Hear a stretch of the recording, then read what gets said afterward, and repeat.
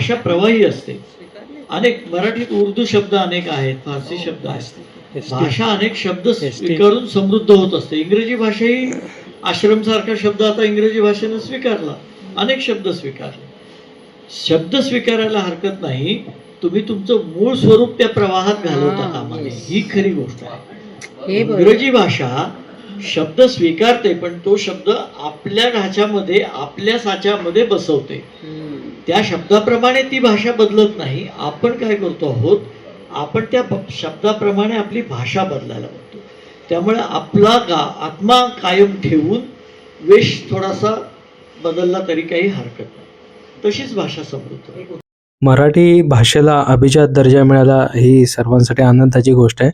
पण आता मराठीचं भवितव्य काय आहे या बाबतीत आज प्रसिद्ध व्याख्याते, संपादक, लेखक, अभिनेते मान्य श्री विजय कोळेकर साहेब यांनी अभ्यास मंडळाच्या कार्यक्रमात सर्वांना मार्गदर्शन केले.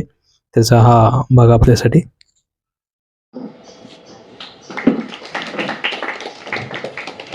नमस्कार. आज आपल्या अभ्यास मंडळामध्ये आपल्याला अतिशय अभ्यासू असणारे आणि विद्वान आणि त्यांचं बाकीचं तुम्ही सगळं वाचलंच असेल की मी सांगणंच एवढं म्हणजे याच्यात माझी कमीत कमी 10-15 मिनटं जातील. त्यामुळे तुम्ही सर्वांनी ते वाचलेलंच असेल. पेपरमध्ये जरी आलं नाही तरी आपण व्हॉट्सअप आणि ह्याच्यावरती करतोच ते मेलवरती. त्यामुळे मी फार काही सांगणार नाहीत. हे आमचे खूप जुने मित्र आहेत आणि अतिशय विद्वानच म्हणते मी, खरं म्हणजे ते नाही म्हणतात पण मी म्हणते. आणि व्यासंग इतका आहे त्यांचा की कुठल्याही क्षेत्रातलं त्यांना विचारा सगळं माहिती असतं. म्हणजे मी आत्ताच त्यांना म्हणलं की अहो घरी पण तुमचं असं असतं का की त्यांनी बोलायचं आणि आपण फक्त ऐकायचं, बस. आपल्याला इतकं काही कसं वेळ जातो हेच कळत नाही. इतकं छान वेगवेगळ्या विषयांवरती त्यांचं प्रभुत्व आहे. म्हणजे ते लेखक आहेत, कवी आहेत, पठकथा लेखक आहेत, त्यानंतर तुमचं आता संपादक वगैरे तर तुम्हाला माहितीच आहेत. सकाळमधनं वगैरे ते पूर्वी होते, नंतर लोकमतमध्ये पण होतं ना. मला त्यांनी खूप ठिकाणी असं केलेलं आहे पेपरचं. आणि आता आणखीन ते काय काय वेगळं करत असतात. माझी त्यांची खूप वर्षात गाठभेट पण नव्हती खरं म्हणजे, पण असं डोक्यात होतं कधीतरी त्यांना बोलवायचं. त्यामुळे त्या माझ्या विनंतीला मान देऊन ते आले. हे आपलं चांगलंच भाग्य आहे असं म्हणते मी. आणि खूप छान खूप छान त्यावेळेला त्या RTA खाली ते अपीलेट अथॉरिटी होते, त्यातलं पण असं लिहिलं आहे त्या ह्याच्यामध्ये आत्ता. ते पण खूप छान, कारण अशी माणसं न्यायदानाच्या ह्याच्यात मिळणं हे अतिशय अवघड आहे. कारण लोक काय तिथे बसून करतात हे आम्हाला कोर्टात जाऊन चांगलंच माहिती आहे. म्हणजे खरंच म्हणजे खोटं नाही बोलत मी, खरंच आहे ते. आणि अशी एकदम माणसं लागणं हे खरोखर अवघड गोष्ट आहे. आणि त्यांनी अपीलेट अथॉरिटी म्हणून चांगलं खूप काम केलेलं आहे. म्हणजे हे आम्ही बघितलेलं पण आहे आणि अनुभवलेलं पण आहे. तर आपण आज त्यांना काल असं परवा आम्ही गेलो तर त्या म्हणले तुम्ही काय बोलणार, म्हणजे त्यांचं एवढं मोठं क्षेत्र आहे, तुम्ही कुठल्या विषयावर बोल. तर आम्ही सहज ते आता साहित्य संमेलन वगैरे चाललं होतं ना, तर मग ते म्हणाले मराठी भाषेवरतीच बोलू. म्हणलं अगदीच बोलायला पाहिजे, कारण सध्या खूप चाललेलं आहे त्याचं. त्यामुळे मी म्हणलं अगदी आपण तो विषय नक्कीच बोलूया, आमच्या लोकांना आवडेल. तर आपण आता त्यांचे विचार ऐकूया. नमस्कार. माझ्याबद्दल बरंच सांगितलं, तितका अधिकार माझा नाही हे पहिल्यांदाच सांगतो. कारण परवाच मी शास्त्री बुवांबद्दल बोललो. लक्ष्मण शास्त्री जोशी या होत्या तिथे. लक्ष्मण शास्त्री जोशी नुसतं त्यांची थोडीशी माहिती वाचल्यावर आपल्याला कळतं की आपण समुद्रातला एक थेंब पण नाही. तो महासागर होता, आपण थेंब पण नाही. त्यामुळे त्यांचं प्रेम एवढं त्यातलं तुम्ही लक्षात घ्या. पुण्यात असून प्रेमानं एकमेकाबद्दल बोलतात माणसं, ही चांगली गोष्ट. Plus point. मी मराठी भाषा हा विषय जाणीवपूर्वक सध्या मांडतो आहे. याचं कारण भारत सरकारनं 2004च्या सुमाराला एक निर्णय केला की भाषांना अभिजात दर्जाचं प्रमाणपत्र आपण द्यायचं. आणि खरंच असा निर्णय केलाय का हे शोधण्यात मराठी माणसांची 10-12 वर्षे गेली. तोपर्यंत 2004 साली तुम्हाला आश्चर्य वाटेल, सगळ्यात पहिल्यांदा तमिळ भाषेला दर्जा मिळाला. त्यानंतर 2005 मध्ये संस्कृतला मिळाला. तेलुगू आणि कन्नडला 2008 मध्ये दर्जा मिळाला. मल्याळमला 2013, उडिया 2014 आणि मराठी च्या अभिजात दर्जाच्या मागणीसाठी सुरुवातच मुळात 2010-11ला झाली. मग साधारणपणे सरकारकडे मागणी होते त्यावेळेला समिती ही अपरिहार्य असते. तर समिती नेमली आणि 2012 साली समिती नेमली. रंगनाथ पाठारे खूप चांगले साहित्यिक आहेत, त्यांच्या अध्यक्षतेखाली समिती नेमली आणि मग त्यांनी अहवाल सादर केला. अहवाल सादर केल्यानंतर सगळ्या साहित्य संमेलनापासून वेगवेगळ्या ठिकाणी ठराव, मागण्या हे रितसर झालं. पण नुसत्या ठरावाने मागण्या करून काहीही होत नाही. आणि पुढे खरं सांगायचं तर तमिळ भाषेमध्ये सामान्य माणसानं जो भाषेसाठी उठाव केला तसा मराठीला झाला नाही. मराठी भाषिकांकडून तशी मागणी आली नाही. पण पुढे काही प्रमाणात मागणी आली, काही प्रमाणात इतर काही गोष्टी घडल्या आणि 3 ऑक्टोबर 2024 या दिवशी, दसऱ्याच्या दिवशी केंद्र सरकारनं मराठी भाषेला अभिजात दर्जा दिला आणि त्याच वेळेला पाली, प्राकृत आणि आसामी या 3 भाषांनाही दिला. खूप सोहळे खूप झाले, आनंदोत्सव झाले, कार्यक्रम झाले, अभिनंदनाच्या सभा झाल्या. मला प्रश्न असा पडला की दर्जा मिळून काय घडलं? दर्जा मिळून मराठी भाषेच्या स्थितीत फरक पडला का? मराठी भाषेच्या अभ्यासात फरक पडला का? प्रसारात फरक पडला का? काय झालं? काहीही झालेलं नाही. आणि हे मी सातत्यानं बोलतोय, लिहितोय. याचं कारण तुम्हाला मुळात दर्जाच्या मागणीसाठी धडपड करण्याची गरज काय? इकडे भाषा आपली अस्तित्वासाठी झगडते आहे आणि तुम्ही दर्जाच्या मागे आहात. तर दर्जा ही एक गोष्ट आहे. बरं, हे सगळे जे उत्सव झाले, आता 27 फेब्रुवारीला कुसुमाग्रजांचा जन्मदिन, त्या दिवशी मराठी भाषा गौरव दिन म्हणून बरेच वर्ष साजरा केला जातो. पण साधारणपणे 1 आठवडा आधी तयारी सुरू होते आणि नंतर 1-2 दिवस बातम्या येतात.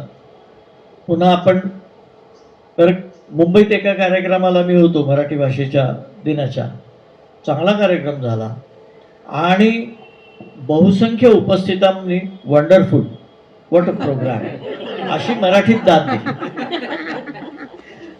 तर ही आपली अवस्था आहे. त्यामुळे भाषेचा नुसता तोंडी कोरडा अभिमान बाळगण्यापलीकडे आपण काही करतो आहोत का, हा माझा प्रश्न आहे. दुसरं असं, भाषेबद्दल खूप आग्रहानं बोलणाऱ्यांची बहुतेकांची मुलंही इंग्रजी माध्यमात शिकतात. दर्जा मिळाल्यानंतर आता 3 ऑक्टोबरला मिळाला, त्यामुळे आता 3 ऑक्टोबर हा एक नवा सरकारी दिवस भाषेचा सुरू झालेला आहे. मग तो एक गौरव दिन, हा एक गौरव दिन. त्यातला विनोद सांगतो तुम्हाला, तुम्ही सगळे अभ्यासक आहात. अलीकडेच एका पत्रिकेमध्ये गौरव दिन असं लिहिलेलं होतं. ही जर तुमच्या म्हणजे भाषेचा गौरव साजरा करतानाचा दिन असेल तर ती भाषा दिनच राहणार. अशी स्थिती आहे. सर्व पातळ्यांवरती मराठीबद्दलची अनास्था आपल्याकडे फार मोठ्या प्रमाणावर दिसते. आणखी सरकारनं काय केलं, आणखी एक पुरस्कार जाहीर केला. दरवर्षी दिला जातोच. आणखी साहित्य पुरस्कार वेगळे, कुसुमाग्रजांच्या जन्मदिनानिमित्त पुरस्कार वेगळे आणि आता या दिनानिमित्त अजून एक काहीतरी 5 लाखाचा पुरस्कार सुरू केला. तर आता या पुरस्काराने काय साध्य होतं? एका साहित्यिकाला मिळतात 5 लाख रुपये किंवा 2 लाख रुपये, जे काय असतील ते. चांगली गोष्ट आहे. साहित्यिकांना पैसे मिळू नयेत असं मी म्हणणार नाही. पण पुरस्कारानं मराठी भाषेचं वैभव वाढतं का? एका साहित्यिकाचा गौरव करण्यानं मराठी भाषेचा खरंच प्रसार होतो का? गौरव करू नये असं नाही, पण आपल्याकडे काय झालंय, झगमगाटावर भर, उत्सवांवर भर, प्रत्येक गोष्टीचा मराठी भाषेत सांगायचं म्हणजे इव्हेंट करायचा, सोहळा करायचा, सोहळा करून टाकायचा. मग सगळे समारंभ आले, भाषणं आली. पण ज्यांना मराठीतलं काही माहिती नाही, असं मराठी किती मोठी आहे हे आपल्याला सांगतात. त्यांनी काही वाचलेलं नसतं. अवस्था काय मराठीची? तर्कतीर्थांसारख्या व्यक्तीला एकदा रात्री रेस्ट हाऊसमधून, सरकारी विश्रामगृहातून बाहेर काढलं होतं अधिकाऱ्यांनी, की तुम्ही राहायचं काय कारण? हे आमदार नामदार खासदार यांच्यासाठी आहे. तर्कतीर्थांना कळेना रात्री इतक्या उशिरा करायचं काय. अधिकारी शिकलेले होते पण सुसंस्कृत नव्हते, आणि त्यांना कोण हे तर्कतीर्थ धोतर सदरा टोपी असा माणूस विद्वान आणि मोठा असतो याच्यावर विश्वासाचे दिवस नाहीत आता. तर ही आपली अवस्था आहे. म्हणजे भाषा आणि भाषेसाठी काम करणारी माणसं.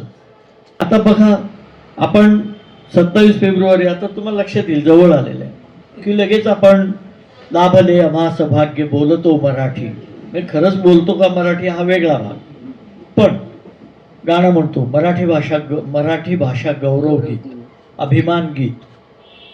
2 दिवस अभिमान गीतं गाऊन उपयोग काय? पुढे काहीच नाही.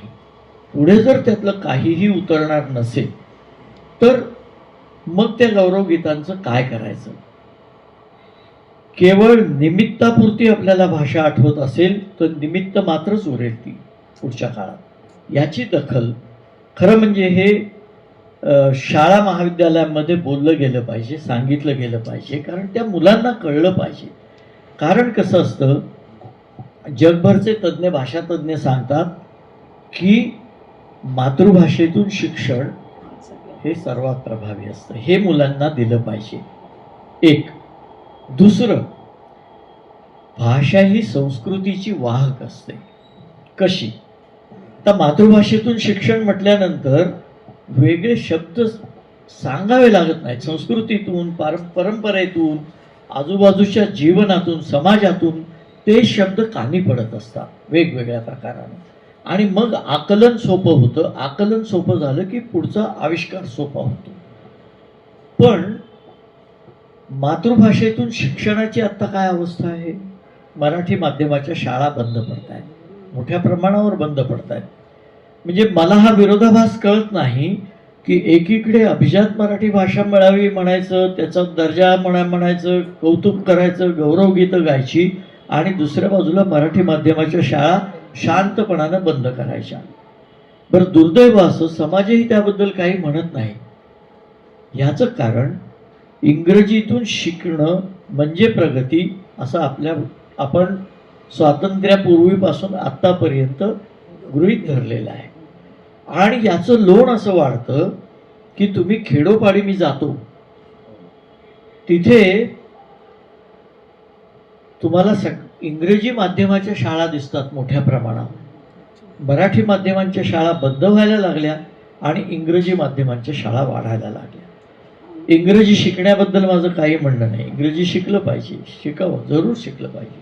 पण तुम्ही जर मुळातच इंग्रजीतून द्यायला लागला तर बघा, आपल्याला पावसाची गरज आहे आणि आपण शिकवतो काय? Rain rain go away. भाषा ही संस्कृतीची वाहक असते, त्यातून ती संस्कृती यायला पाहिजे. एक उदाहरण सांगतो. चक्रवर्ती राजगोपालाचारी हे नाव आपण ऐकलेलं असेल. तर राजाजींनी रामायणाचं इंग्रजीत भाषांतर केलं आणि त्यांनी लिहिलं, भरत टूक दी सँडल्स ऑफ रामा. कशी मोठी माणसं स्वतःची कृती पडताळून पाहत असतात. आणि राजाजींना असं वाटलं, राजकारणातले राजाजी सोडा, विद्वान म्हणून राजाजी, त्या काळी राजकारणातली माणसं ही विद्वान असायची. नंतर आपण काही परंपरा बदलल्या. कारण एक मंत्री होते महाराष्ट्राचे, तर प्रश्न आला विधानसभेत की सेनापती बापटांचं स्मारक करायचं ठरलेलं आहे, ते कधी करणार? राजाजींना वाटायला लागलं की सँडल्स मधून पादुका हा जो सांस्कृतिक संदर्भ आहे हा नाही पोचत, आणि मग इंग्रजी वाचणाऱ्यांना ती संस्कृती कळणार कशी? त्यातलं पावित्र्य, त्यातली भावना, त्यातली भूमिका कळणार कशी? मग राजाजींनी पुढच्या आवृत्तीत ते बदललं आणि सँडल्सच्या ऐवजी पादुका असा शब्द टाकला. हटच्या ऐवजी आश्रम हा शब्द टाकला. आणि सगळे असे जे ज्याच्यामध्ये खऱ्या अर्थानं सांस्कृतिक संचित विशेषत्वानं आहे असे सगळे शब्द मुळातले टाकले आणि शेवटी संदर्भ सूची जोडली आणि जिथे शक्य आहे म्हणजे त्या संकल्पनेचं किंवा नावाचं स्पष्टीकरण दिलं आणि जिथे शक्य आहे तिथे चित्र दिली. हे याचं कारण भाषा ही संस्कृतीची वाहक असते आणि तुम्ही लहानपणापासून मुलांना भाषेपासून जर दूर नेणार असाल तर आज आपल्या लक्षात येत नाही, पण आपण आपल्या संस्कृतीपासून या मुलांना हळूहळू दूर नेऊ. म्हणून कुसुमाग्रज म्हणाले की परभाषेतही व्हा पारंगत, ज्ञान साधना करा तरी, माय मराठी मरते इकडे, परकीचे पद चेपू नका. भाषा मरता देशही मरतो, संस्कृतीचाही दिवा विझे, गुलाम भाषक होऊन आपुल्या प्रगतीचे शिर कापू नका. म्हणजे भाषा शिकायला विरोध नाही आहे, इंग्रजी किंवा कुठलीही भाषा शिकायला विरोध नाही, पण माय मराठी मरते इकडे त्याचा काहीतरी विचार करा. भाषा ही साधं पहा, इथे पुणे फेस्टिवल व्हायचा तर सुरुवातीच्या काळात त्या चर्चेमध्ये काही मंडळी एलिफंट गॉड असा उच्चार करायचे. आता तुम्ही मला सांगा, एलिफंट गॉड, मंकी गॉड यातून जे सांस्कृतिक श्रद्धा आपली आहे ती त्या शब्दातून पुढे जाईल का? परावर्तित होईल, प्रतिबिंबित होईल? होणार नाही. म्हणून भाषेचा फार बारकाईनं आपल्या आयुष्याशी संबंध असतो हे जोपर्यंत आपले आई वडील ओळखत नाहीत. आणि आई वडील म्हणाल कोणी जे घरात जर मोठी माणसं इतर असतील तर ती त्यांनी ओळखलं तर त्याचा उपयोग होईल. मुलांना कळणार नाही आता आपल्याला कुठली भाषा, पण आज असं झालेलं आहे की इंग्रजी शिकलं की प्रगती होते, इंग्रजी शिकलं की नोकरी मिळते. मी वर्तमानपत्रामध्ये काम 50 वर्ष केलं, प्रसार माध्यमामध्ये मोठमोठ्या नेत्यांचं मी पाहिलं, मराठीतला चांगला माणूस गेला त्याच्यापेक्षा चुकीचं इंग्रजी बोलणारा एखादा मुलगा किंवा मुलगी आली त्याला प्राधान्य. हा न्यूनगंड आहे आपल्या मनात एक प्रकारचा आणि त्यातून हे सगळं होतं. तर भाषा आणि हे आपल्या काव्यात आहे. अहो ज्ञानेश्वरीसारखं तुम्ही एक जरी वाचलं ना तरी किती सुंदर सांगतात बघा ते. कमळावरी भ्रमर, पाय ठेवी ती हळू वार. ज्ञानेश्वर महाराजांची प्रतिमा केवढी येते, तो पाय का हळू ठेवतो? कुचुंबाईला केसर या शंका. आता ही जी कोवळीक आहे ही कशी तुम्हाला दुसऱ्या भाषेतनं तुमच्या मनात प्रतिबिंबित होईल, मनात उतरेल? शक्य नाही. याचा अर्थ दुसऱ्या भाषांमध्ये सौंदर्य नसतं असं मी म्हणणार नाही. ते सांस्कृतिक संचित घेऊन येत असतं.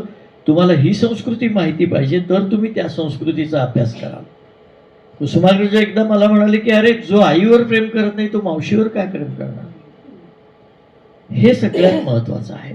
म्हणून भाषेचं एक उदाहरण सांगतो. गदी माडगुळकर हे नाव आपण ऐकलेलं आहे. गदी माडगुळकरांना एकदा एक हिंदी काव्य दिलं गेलं आणि सांगितलं याचं भाषांतर करा. काव्य काय होतं? एक अर्ज करू दिलवर, किसी से न कहियो जी, रातभर रहियो, सवेरे चले जइयो जी. माडगुळकरांनी काय सुंदर केलं बघा. एक अर्ज तुम्हा दिलवरा, मनीचं मनी ठेवा जी, रातभर राहावा, झुंझुरका तुम्ही जावाची. हा झुंझुरका या मातीतला आहे. हा झुंझुरका मृदगंध हे या मातीतलं आहे. ते कळायचं तर ही संस्कृती आपल्याला समजायला पाहिजे. या मातीशी आपलं मन एकरूप व्हायला पाहिजे आणि ते भाषेच्या माध्यमातून आपण संस्काराकडे जातो. मूल पहिल्यांदा आई म्हणतं त्यावेळेला त्याला काय आई म्हणजे काय हे माहीत नसतं, पण आई म्हणजे हे अमुक अमुक संस्कार, असं प्रेम, हे सगळं पुढे मनात ठसतं. त्यामुळे हा भाषेचा जो भाग आहे तो आपण किती प्रकाराने लक्षात ठेवणार. आज जगभर एकाच प्रकारच्या संस्कृतीचा प्रसार वाढत चाललेला दिसतो. तुम्ही खेडोपाड्यात गेलात तरी मॉल्स दिसायला लागले तुम्हाला. किराणा मालाचं छोटं दुकान, छोटा घरी येऊन पाण्यासह दूध घालणारा गवळी, ह्या सगळ्या परंपरा लोप पावत चालल्या. मी असं म्हणत नाही की मागासलेलं राहावं, जुन्या काळात राहावं, आधुनिक तंत्रज्ञानाचा अवलंब करू नये असं मी म्हणणार नाही. पण योग्य परिप्रेक्ष्यामध्ये प्रत्येक गोष्ट घेतली पाहिजे. आणि आता पहा, घरोघरी मातीच्या चुली. आता नव्या मुली विचारतात हे चुली काय असतं. याचा अर्थ घरोघरी चुली लावाव्यात असं नाही, पण चूल म्हणजे काय असं सगळं त्यातून आपल्याकडे आलं पाहिजे. बरं, एका बाजूला ही परिस्थिती आहे, दुसऱ्या बाजूला आपण जे मराठी वापरतो आहोत सध्या, त्याची काय अवस्था सांगावी. मी दूरचित्रवाणीच्या वाहिन्या मी फारशा पाहत नाही, पण परवाच मी त्यांच्या एका मेळाव्यात सांगितलं की तुम्ही जे मराठी लिहिता ते मराठीत भाषांतर करून कधीतरी द्यायला पाहिजे. कारण पहा, ही साडी तुझ्यावर सुंदर दिसते. तुझ्यावर सुंदर दिसते म्हणजे काय दिसतं. तू माझी मदत करशील का. हे जे आहे ना, हे सगळं हिंदीच्या प्रभावातून आलंय. म्हणजे तो व्यक्ती, मोठमोठे लोक, आपले मंत्री म्हणतात तो व्यक्ती. म्हणजे तुम्ही नीट मराठी बोलत नाही. बरं, या वाहिन्यांना, या मालिकांना उत्तेजन कोण देतं. तुम्ही आम्हीच देतो. तुम्ही आम्ही पाहिलं नाही तर ते चालणार नाही. एक जर आपण साधं पोस्टकार्ड टाकलं की बा हे मराठी मला आवडत नाही किंवा मराठी योग्य वाटत नाही, आपल्याला वाटतं मी एकटा काय करणार. एकट्या माणसाच्या नकाराधिकारानं तो प्रकट झाला की लाखो लोकांचा नकाराधिकार एकत्र झाला की त्याची ताकद वाढते. आणि त्यासाठी वेगळं काही करण्याची गरज नाही. पुण्यात तर काहीच नाही, एक घरच्या घरी लिहायचं आणि टाकून द्यायचं. पण हे आपण करणं आवश्यक असतं. इतकी जागृती नंतरच्या काळात वाचकांमध्येही दिसत नाही. वृत्तपत्र किंवा मालिकांबद्दल तर मी काहीच बोलत नाही. कारण मध्यंतरी एक जण, एका मोठ्या साहित्यिकाचं निधन झालं तर दिवंगत अमुक अमुक यांचे काल निधन झाले. आता दिवंगताचं निधन झालंय म्हणजे तुम्ही विचारच करत नाही. आव्हान आणि आवाहन याच्यात तर मी बोलतच नाही. अहो, मोठमोठे संपादक ही गोष्ट अजून गुलदस्त्यातच आहे असं लिहितात. अहो, गुलदस्त्यात म्हणजे पुष्पगुच्छात आणि गुलदस्तात म्हणजे गोपनीय, पण ते गुलदस्त्यात लिहितात. फार मोठमोठे नामांकित गाजलेले संपादक आहेत, त्यामुळे ते मोठे आहेत, त्याच्याबद्दल काय वाद नाही. इतका भाषेचा विवेक जर तुम्ही सांभाळत नाही. म्हणून मी लोकसत्तामध्ये असताना द पुंडे हे नाव तुम्ही ऐकलं असेल, त्यांच्याकडून मी एक सदर लिहून घेतलं होतं. ते पुस्तक प्रसिद्ध झाले, तुम्हाला मिळालं तर, भयंकर सुंदर मराठी असं ते पुस्तकाचं शीर्षक आहे. भयंकर सुंदर मराठी. आपण मराठी भाषेचा, मी महाविद्यालयामध्ये जातो, मुलं सहज सांगतात माझ्या लाईफचा प्रॉब्लेम फार कॉम्प्लिकेटेड झालेला आहे आणि त्याला सोल्युशन नाही. ह्याच्यात व्याकरणापलीकडे काहीच मराठी नाही, म्हणजे क्रियापदापलीकडे काहीच मराठी नाही हो. पण असं मराठी हे फार योग्य मराठी वाटतं लोकांना. मध्यंतरी मी एक दूरदर्शनला माझी मुलाखत झाली, त्याच्यात मी मोटारीने गेलो असं म्हटलं तर मला एक दोघांनी विचारलं, मोटार कोणाला कळतो, तुम्ही कार का नाही म्हणाला. म्हटलं तुम्हाला कळलं ना. हो म्हणले मला कळलं. म्हटलं मग तुम्ही लोकांना सांगा ना ज्यांना समजत नाही त्यांना. आपली भाषा कळत नाही तर ती कळवणं आपली जबाबदारी आहे. तुम्हाला आठवत असेल, मेयर असा शब्द होता, महापौर शब्द सावरकरांनी दिला. स्वातंत्र्यवीर सावरकरांनी भाषा शुद्धीची एवढी मोठी चळवळ चालवली, आपल्याला आता कल्पना नाही. तर सावरकरांनी भाषा शुद्धीची इतकी चळवळ मोठी चालवली. महापौर, आयुक्त असे असंख्य शब्द सावरकरांनी मराठीला दिले. लोकमान्य टिळक एवढा मोठा राष्ट्रीय पुरुष, लोकमान्य टिळकांनी किती शब्द दिले मराठीला अशी आपली कल्पना आहे. 3000 शब्द लोकमान्यांनी मराठीला दिलेले आहेत. प्रतिशब्द, आणि त्याची सूची तुम्हाला केसरीत आजही विकत मिळते. त्याचं उदाहरण सांगतो. एकदम मंडईतल्या सभेत लोकमान्यांनी भाषण केलं आणि केसरी कार्यालयात आले. खूप खुश होते. संपादक कृष्णाजी प्रभाकर खाडीलकर त्यांना कळे ना, आज दादा, त्यांना दादा म्हणायचे, तर हे दादा एवढे खुश का? ते म्हणाले आज फार मौ झाली. त्यांना कळे ना, एवढा मोठा राष्ट्रपुरुष जगभर भाषण देतो ना, मंडईतल्या सभेत आज काय मौ झाली? टिळकांनी सांगितलं, मी बोलताना ह्याच्यात एवढ्या ह्या महान माणसांची बुद्धिमत्ता, त्याचा मेंदू कशा किती पातळ्यांवर एकाच वेळेला काम करत असतो ते सुद्धा मला थक्क करणारं वाटतं. ते म्हणाले, मी भाषण करत होतो आणि ब्युरोक्रेसी असा शब्द मी वापरत होतो आणि वापरता वापरता मला अचानक पर्यायी शब्द सुचला, नोकरशाही. फार मौ झाली. मराठी भाषेत एक पर्यायी शब्द आपल्याला सुचला, टिळकांसारख्या महापुरुषाला मौज वाटते किंवा आनंद होतो त्याचा, आणि आपण मात्र सगळे शब्द हळू विसरत चाललो. ज्याचा वापर होत नाही ते टिकत नाही. आपली भाषा आपण वापरली नाही तर ती टिकणार कशी? आणि आपली भाषा वापरण्याची जबाबदारी काही फक्त सरकारची आहे का? सरकारला खूप कामं असतात. इकडची माणसं इकडे आणा, तिकडची माणसं तिकडे न्या, खूप कामं असतात त्यांना.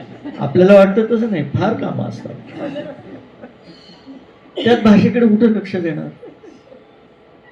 मी एका मंत्र्यांना विचारलं होतं, सरकारनं मध्यंतरी एक समिती नेमली होती की बियर सार्वत्रिक प्रमाणात कशी उपलब्ध करून देता येईल. महत्वाचा विषय देशापुढचा आणि समाजापुढचा. तर मी त्यांना म्हटलं की मुंबईमध्ये मराठी भाषेची, मराठी पुस्तकं विकणारी फक्त 5 दुकानं आहेत, आणि तीही बोरिवलीला एक आहे आणि बाकी सगळी दादरच्या अलीकडे आहेत. महाराष्ट्राची राजधानी, एवढं मोठं प्रचंड महानगर आणि 5 दुकानं. तर दुकानं वाढवणं, ही दुकानं वाढवण्यासंबंधी काही योजना आहे का? ते म्हणाले, बघू, मागणी आली तर विचार करू. याचा दुसरा अर्थ काय आहे? पहिली मागणी आली, हा त्याचा अर्थ आहे. मग आपले प्राधान्यक्रम काय आहे? आपल्याला हा प्राधान्यक्रम आहे का की भाषा गेली तरी चालेल? ह्या प्रकारचं चित्र आपल्याला दिसतं. वाहिन्यांवरचं मराठी वाईट, वृत्तपत्रातलं मराठी वाईट. बरं, वर्तमानपत्रांनी अभिजात दर्जा मिळाल्यावर खूप वर्तमानपत्रांनी पुरवण्या काढल्या. व्हॉट आय रिमेंबर, साधे पुरवण्यांना तुम्हाला का नाही मराठी शुद्ध चांगली शीर्षकं देत आहेत? मराठी वर्तमानपत्र आहे आणि भाषेचा दर्जा मिळाल्याचा फार अभिमान बाळगता आणि गाणी म्हणता आणि सगळं करता. तुमच्या वर्तमानपत्रामध्ये शीर्षकांना मराठी का? सदराला मराठी नाही, अर्धवट मराठी, अर्धवट इंग्रजी. म्हणजे आपल्या भाषेवरची आपली निष्ठा, आपली श्रद्धा, आपली भक्ती, आपला अभिमान कुठेतरी कमी पडतो आहे. तो गाणी म्हणून येणार नाही. गाणी म्हणून एक दिवस साजरं केल्याचा आनंद मिळेल, पण त्यासाठी आपल्याला, आता तुम्हाला आश्चर्य वाटेल, आजच मी एक वाचलं, मला फार वाईट वाटलं. आता इथं बोर्ड नाही म्हणून फलक असतं तर मी लिहून दाखवलं असतं, ज्ञानदेवांची अभंगवाणी. ज्ञान दलाय ज्ञान, स्पेलिंग टाईप करताना कसं होतं ना? नाही, हिंदीत सुद्धा ज्ञानदेव नाही म्हणत, ज्ञानदेव म्हणतात. पण ज्ञानदेव कुठून आले?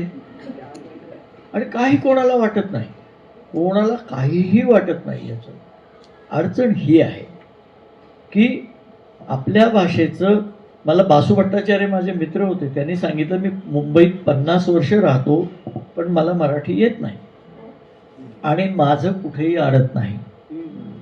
पण बंगालमध्ये तू 1 आठवड्यापेक्षा जास्त राहणार असशील तर किमान आवश्यक बंगाली आल्याशिवाय तुला तिथं नीट व्यवहार करता येणार नाही. हा तिथला भाषेचा अभिमान, इथला भाषेचा अभिमान. दक्षिणेत पहा तुम्ही, आजही भाषेचं भाषेचा अभिमान जपतात लोक. वेशभूषेचा चिदंबरम सारखा मंत्री पांढरी लुंगी लावून संसदेत येतो. मी त्यामुळे तो मोठा आहे किंवा लहान आहे असं म्हणत नाही. आपले रीतिरिवाज, आपल्या परंपरा, आपले संस्कार, त्याच्यात जे वाईट आहे ते टाकून द्या, त्याच्याबद्दल काहीच म्हणणं नाही. परंतु या बाबतीत आपण बोलण्यापलीकडे कुठलीच गोष्ट करत नाही. आणि म्हणून भाषा टिकणार कशी हा खरा प्रश्न असतो. इंग्रजीचं प्राबल्य वाढतं, त्याचे शब्द. हिंदीचं तर आता काय, मी सांगितली 2 उदाहरणं. आता सगळीकडे सरसकट चारा घोटाळा. घोटाळा हा मराठी शब्द आहे, पण त्याचा अर्थ वेगळा आहे. आणि हिंदीमध्ये घोटाळा याचा अर्थ भ्रष्टाचार प्रकरण आहे. पण तो घोटाळा इकडे आणून आपण भलताच घोटाळा करून टाकलेला आहे मराठीत. हे जे आहे, हे आपण शब्द वापरणं, आपण शब्द लिहिणं, आपण आपली भाषा जगवणं, याच्याबद्दलचा अभिमान आपल्या मनात जोपर्यंत येत नाही तोपर्यंत सरकार काहीही करू शकत नाही. केवळ सरकारवर अवलंबून भाषा जगणार नाही. मराठी विद्यापीठ स्थापन केलं अभिजात मराठी दर्जा झाल्यावर. असलेल्या महाविद्यालयांमध्ये मराठीला विद्यार्थी नाहीत. विद्यापीठामध्ये 5 प्राध्यापक आणि 3 विद्यार्थी अशी परिस्थिती दिसते अनेक ठिकाणी. आणि एक विद्यापीठ काढलं, ते अमरावतीला काढलं. म्हणजे काय झालं? इमारत झाली, काही लोकांच्या नोकरीची सोय झाली, सरकारकडून काही रक्कम येते, ते अनुदान झालं, काही लोकांचं कल्याण झालं. भाषेचं काय झालं? दृष्टिकोनाचा प्रश्न आहे. मराठी विद्यापीठ काढण्याची गरज आहे का? पण असा आवाज कोणी ऐकत नाही, कारण तो ज्यांना सरकार दरबारी लाभ घ्यायचे असतात त्यांना तो सोयीचा नसतो. कला अकादमी होणार होती त्यावेळेला महाराष्ट्रामध्ये दामू केंकरेंना विचारलं गेलं, कारण कला अकादमी ही मूलतः दामू केंकरेंची कल्पना, ती महाराष्ट्रात झाली नाही. म्हणून मग दयानंद बांदोडकरांनी दामू केंकरेंना गोव्याला बोलवलं आणि गोव्यात करायला सांगितले वगैरे वगैरे. तो इतिहास वेगळा आहे. तर दामू केंकरेंनी सरकारला योजना जी कला अकादमीची सादर केली, त्याच्या वेळेला बैठकीत मंत्र्यांनी विचारलं, तुम्हाला जागा किती लागेल? तर दामू केंकरे म्हणाले 12 बाय 12च्या 2 खोल्या. ते मंत्री म्हणले, अहो केंकरे, अकादमी उभी करायची आहे.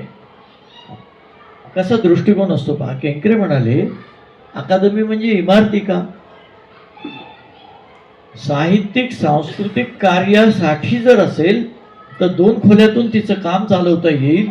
महाराष्ट्रभर ते पैसे खर्च करून कलाकार आहेत, नवे प्रयोग आहेत, जुनी काही हस्तलिखित आहेत, जुन्या वस्तू आहेत, त्याच्यासाठी काम करता आलं पाहिजे. इथे मोठ्या इमारतीची गरज नाही.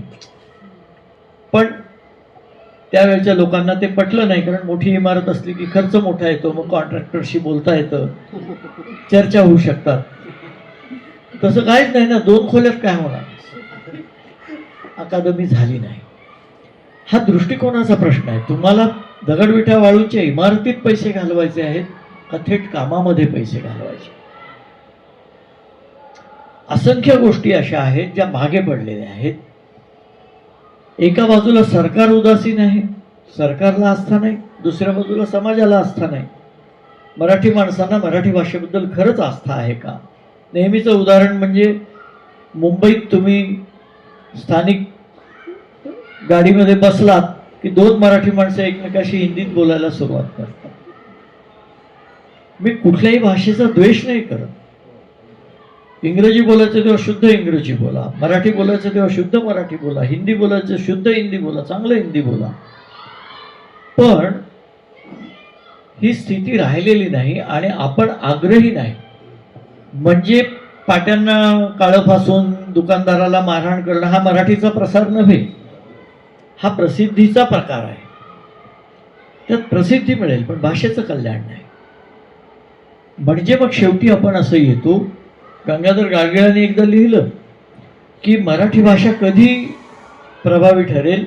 अर्थव्यवहारामध्ये जेव्हा ती प्रभावी ठरेल, उद्योग क्षेत्रामध्ये ती प्रभावी ठरेल.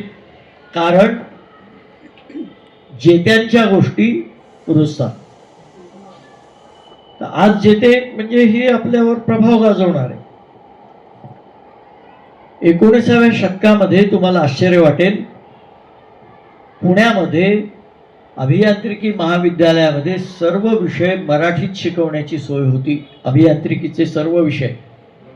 न्यायमूर्ती चपळगावकरांचं पुस्तक प्रसिद्ध झालेलं आहे. त्या पुस्तकात त्यांनी त्याचा संबंध तपशील दिलेला आहे, वाचा जरूर.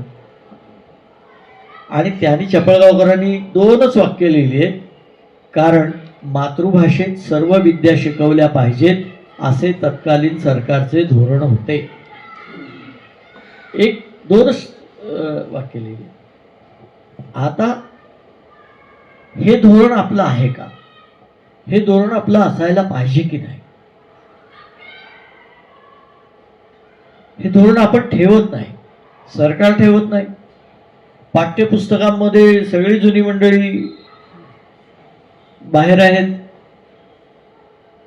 मग भाषा तुम्हाला कळणार कशी? कशी शिकणार तुम्ही? याचा अर्थ नवं ज्ञान घेऊ नये किंवा नव्या लेखकांना संधी देऊ नये असं नाही, पण तुम्हाला नव्या जुन्याचा समन्वय साधता आला पाहिजे. शेवटी परंपरा काय आहे हे सांगायचं तर तुम्हाला आलात कुठून हे सांगावं लागतं. ते सांगण्याचं भान तुम्ही ठेवलं पाहिजे. दुर्दैवानं ते नाही. मराठी भाषेची पुस्तकांची आवृत्ती पूर्वी 3000 निघत असे 30-31 वर्षांपूर्वी. मग हळूहळू कमी कमी होत ती 1000वर आली. आज मराठी पुस्तकांची आवृत्ती 300 प्रतींची निघते. 300 प्रतींची. आणि या 300 प्रती खपायला 1 वर्ष लागतं. आणि आपण मराठीचे लाभले आम्हाचं भाग्य. मला तुम्ही सांगा, आपल्याला वर्षाला 5-6 पुस्तकं घेणं कठीण आहे का? इतकी आपण, आपली आर्थिक परिस्थिती इतकी वाईट आहे का?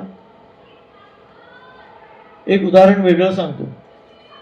वडगाव मावळचं रेल्वे स्टेशन आहे ना, तिथे एक, त्यांचं नाव मी विसरलो, स्टेशन मास्तर होते. ते निवृत्त झाले. त्यांनी काय केलं माहिती आहे का? निवृत्त झाल्यानंतर अशी एखाद्या निवृत्त, आणि कुटुंब आहे बरं का, असं नाही. मग हे मी सांगितल्यावर परवा एक जण म्हणाले, काय कुटुंब वगैरे नसेल मग असं करायला काय जातंय? असं नाही आहे. कुटुंब वगैरे सगळं आहे. त्यांनी निवृत्तीनंतर आपल्याला मिळालेल्या पैशातले 2 लाख रुपये खर्च करून शाळांच्या विद्यार्थ्यांना पुस्तकं वाटली. आणि त्याचा जो कार्यक्रम झाला, विद्यार्थ्यांनी मग दुसऱ्या एका संस्थेनं ती पुस्तकं वाचून विद्यार्थ्यांनी निबंध लिहावा वगैरे वगैरे अशी स्पर्धा घेतली. त्याच्या बक्षीस समारंभाला मी गेलो होतो. ते गृहस्थ व्यासपीठावर आले नाहीत. ते म्हणाले, मी व्यासपीठावर येण्यासाठी काही केलेलं नाही, खाली बसले. शेवटी त्यांना पुष्पगुच्छ घेण्यासाठी बोलवलं. तेव्हा त्यांनी सांगितलं, असा उपक्रम जर अन्य कोणतीही शाळा करायला तयार असेल तर मी अजून 1 लाख रुपये द्यायला तयार आहे. ही तोशिष. ते काय पगार असणार हो वडगाव स्टेशनच्या, एवढंसं स्टेशन. ही गोष्ट एक तो माणूस करू शकतो, तुम्ही आम्ही का नाही काहीच करू शकत? तुम्ही आम्ही का नाही 10 पुस्तकं 10 लोकांना देऊ शकत? दिवाळीला मिठाईचा खोका देण्याबरोबर 1 पुस्तक का नाही देऊ शकत? आपण अनेक गोष्टी करता येतील, पण त्यासाठी मुळामध्ये आपल्याला मराठी भाषेबद्दलचा आपल्या मनातला अभिमान असला पाहिजे आणि तो आपण जागवला पाहिजे. मराठी भाषा ज्ञानभाषा त्याशिवाय होणार नाही. पर्यायी शब्द शोधावे लागतील, ते रुळवावे लागतील. आपण वापरल्याशिवाय ते रुळणार नाही.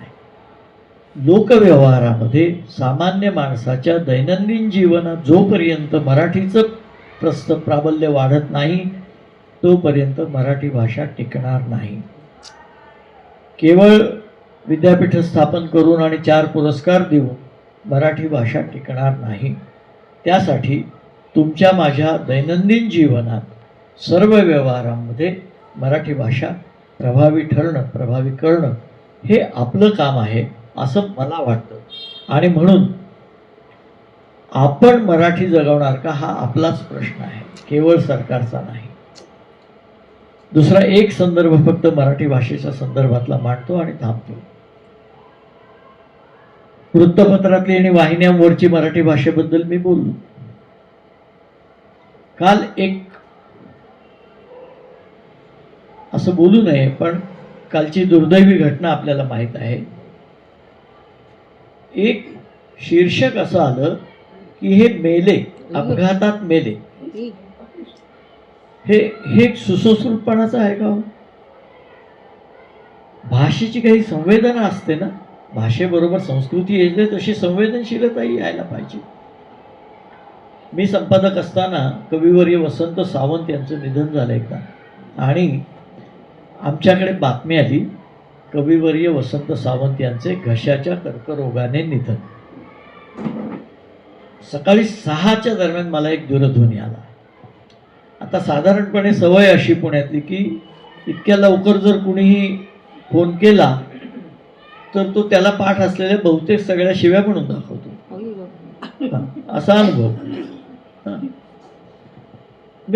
असं मला खूप अनुभव आहे.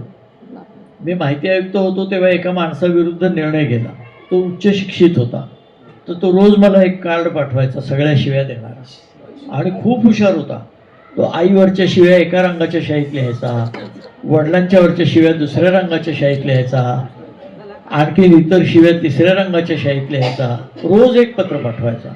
मग मी त्याला सरकारी चाकोरी सोडून एकदा पत्र पाठवलं की तुमच्या शिव्या आता संपलेल्या दिसतात, पुनरावृत्ती होत आहे, तर एक तर पहिल्या पत्रांची परत पत्र पाठवा किंवा नव्या शिव्या शिवा. हे व्रत घेतल्यासारखं वर्षभर केलं हो त्या माणसानं. काय निष्ठा आहे शिव्यावर. हीच निष्ठा भाषेवर ठेवली तर किती चांगलं होईल. पण तर वसंत सावंत यांचे निधन, तर ते गृहस्थ म्हणाले, आवाजावरून लक्षात येत होतं की हे खूप वृद्ध असले पाहिजेत, आणि त्यांचा आक्षेपाचा तुम्हाला विरोध करण्याचा दृष्टिकोन नव्हता. हे पटकन तुमच्या लक्षात येतं बहुतेक अनेकदा तुम्ही लोकांशी जर बोलत असाल तर. ते म्हणाले की अशी अशी बातमी तुम्ही दिलेली आहे, मलाही घशाचा कर्करोग आहे. आम्ही सगळं म्हातारी मंडळी सकाळी बाहेर पडतो तेव्हा वर्तमानपत्राची फक्त शीर्षकं वाचून बाहेर पडतो बातम्यांची, परत आल्यानंतर सावकाशीनं बातम्या वाचतो. तर तुम्ही आज मला मृत्यूच्या आणखी थोडं जवळ नेलं, कारण ते शीर्षक वाचल्यापासून माझ्या मनात यानं मृत्यू जवळ येतो आहे असं वाटतं आहे. तर माझी तुम्हाला एवढीच विनंती आहे की तुम्हाला बरं किती विचार करणारे ग्रस्त असले पाहिजेत. ते म्हणाले तुम्हाला मृत्यूचं कारण तर द्यावंच लागेल, पण माझी विनंती अशी, शीर्षकात रोगाचं वर्णन देऊ नका, खाली मजकुरात द्या, म्हणजे आम्हाला जो सकाळी उठल्या उठल्या धक्का बसतो तो बसणार नाही. त्या दिवशी मी असेपर्यंत तुम्ही कुठलीही बातमी कुठल्याही आवृत्तीतली काढून पहा. मी नियम केला की शीर्षकामध्ये कुठल्याही परिस्थितीत आजाराचं वर्णन येता कामा नये. ही संवेदनशीलता तुमच्यापाशी असली पाहिजे. याच्यावर मी आणखीन खूप उदाहरणं सांगू शकेन, पण त्या तपशिलात मी सांगतो. तर भाषा, संवेदनशीलता, संस्कृती, त्याच्याबद्दलचा अभिमान, आणि मग त्याचा नियमित वापर, आणि आपोआप आपल्या वागण्या बोलण्यातून त्याचा प्रसार, अशी ही सगळी एकमेकात गुंतलेली शृंखला आहे. ती आपल्या पुढे मांडण्याचा मी प्रयत्न केला. आपल्याला पटलं असेल आनंदाची गोष्ट आहे, पटलं नसेल तर तीही आनंदाची गोष्ट आहे. तर मला पर्रीकर सर आणि वहिनी हे जुने स्नेही आहेत, त्यांनी ही संधी दिली, त्यामुळे तुमच्यासमोर मला बोलता आलं. त्यांना धन्यवाद देतो. तुम्ही सर्वांनी शांतपणाने ऐकल्याबद्दल तुम्हाला धन्यवाद देतो आणि थांबतो. नमस्कार. मराठी शाळांच्या मधल्या शिक्षणाचा दर्जा सुधारला पाहिजे, ही सगळ्यात महत्वाची गोष्ट आहे. आणि दुसरं, मी पिंपरी साहित्य संमेलनाच्या निमित्तानं एक ग्रंथ संपादित केला, मराठी भाषा संचित आणि नव्या दिशा, 400 पानाचा ग्रंथ आहे. त्याच्यात न्यायालयातल्या मराठी भाषेपासून शाळेतल्या मराठी भाषेवर सगळ्याचा विचार वेगवेगळ्या लेखकांकडून करून घेतलेला आहे. तर आपण जोपर्यंत या प्रकारचा विचार करत नाही आणि आपण अस्मिता जागवली पाहिजे, आपण आग्रह धरला पाहिजे. केवळ सरकार करेल, केवळ कोणी करेल असं होणार नाही. त्यामुळे मराठी भाषा शाळांमधल्या, मराठी माध्यमाच्या शाळांमधल्या शिक्षणाचा दर्जा सुधारला पाहिजे आणि इंग्रजी शाळांमधल्या मराठी भाषेच्या शिक्षणाचा दर्जा सुधारला पाहिजे. अशा दोन्ही गोष्टी व्हायला पाहिजेत, तर खूप गोष्टी घडतील. लाखाला काहीतरी थांबलेला आहे, तो एक आहे. अशी 2-3 पॉईंट्स रिलेटेड पॉईंट्स मांडतोय. दुसरं काय की टेक्नॉलॉजीमध्ये रोज नवीन वर्ड्स ॲड होत आहेत इंग्लिशमध्ये. आता प्रत्येकाला आपण प्रतिशब्द काढायला पाहिजेत का? आणि तिसरं आहे की आपल्या शब्दसिद्धीमध्ये आपण पाहिले तत्सम, तद्भव, परभाषी आपण खूप पूर्वीपासून ठेवलेले आहेत. तर जनरली आपण हे काय करायला पाहिजे, हे शब्द कसे वाढवायला पाहिजेत का? प्रत्येक टेक्नॉलॉजीला प्रतिशब्द आणायला पाहिजेत का? आणि परभाषी जे अगोदर होते मग ते धोरण चूक होतं का? नाही, आता कसं आहे बघा, रेल्वे याला काही मी म्हटलं तसं अग्निरथ आवक जावक विश्राम स्थल किंवा असं आपण म्हणणार नाही. म्हणजे जे अपरिहार्य आहेत ते जरूर ठेवा. भाषा प्रवाही असते. अनेक मराठीत उर्दू शब्द अनेक आहेत, फारसी शब्द आहेत. भाषा अनेक शब्द स्वीकारून समृद्ध होत असते. इंग्रजी भाषाही आश्रमसारखा शब्द आता इंग्रजी भाषेनं स्वीकारला, अनेक शब्द स्वीकारले. शब्द स्वीकारायला हरकत नाही, तुम्ही तुमचं मूळ स्वरूप त्या प्रवाहात घालवता कामा नये, ही खरी गोष्ट आहे. इंग्रजी भाषा शब्द स्वीकारते, पण तो शब्द आपल्या ढाच्यामध्ये, आपल्या साच्यामध्ये बसवते. त्या शब्दाप्रमाणे ती भाषा बदलत नाही. आपण काय करतो आहोत, आपण त्या शब्दाप्रमाणे आपली भाषा बदलायला बघतो. त्यामुळे आपला आत्मा कायम ठेवून वेश थोडासा बदलला तरी काही हरकत नाही. तशीच भाषा समृद्ध. एक उदाहरण